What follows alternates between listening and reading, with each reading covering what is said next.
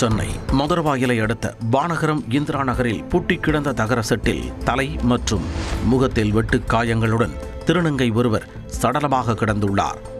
ஆடையின்றி இரத்த வெள்ளத்தில் நிர்வாணமாக கிடந்த அந்த உடலை கண்டு வேலைக்கு வந்த வட மாநிலத்தைச் சேர்ந்தவர்கள் அதிர்ச்சி அடைந்து பானகரம் போலீசாருக்கு போன் செய்துள்ளனர்.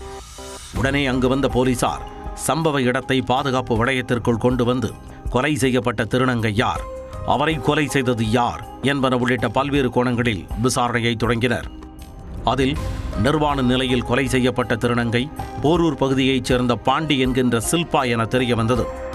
இவர் திருச்சி மாவட்டத்தைச் சேர்ந்தவர் என்பதும் கடந்த 13 வருடங்களுக்கு முன்பு சென்னை வந்து ரகசிய தொழிலில் ஈடுபட்டு வந்ததும் பானகரம் போலீசார் நடத்திய விசாரணையில் தெரிய வந்தது.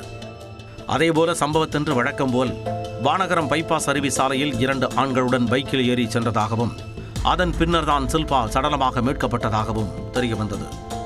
அதேபோல் ராயபுரம் பகுதியைச் சேர்ந்த சந்தோஷ் என்பவர் திருநங்கை சில்பாவின் கணவர் என்று கூறப்படும் நிலையில் சந்தோஷை காவல் நிலையம் அழைத்து வந்து விசாரணை மேற்கொண்டு வருவதோடு சக திருநங்கைகளையும் விசாரித்து வருகின்றனர்.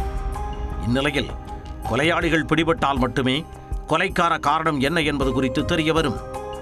முக்கிய துப்பு கிடைத்திருப்பதால் குற்றவாளிகளை நெருங்கிவிட்டதாகவும் போலீசார் தெரிவித்துள்ளனர். இதனால் விரைவில் திருநங்கையின் கொலைக்கான திடுக்கிடும் பின்னணி குறித்து தெரிய வரும்.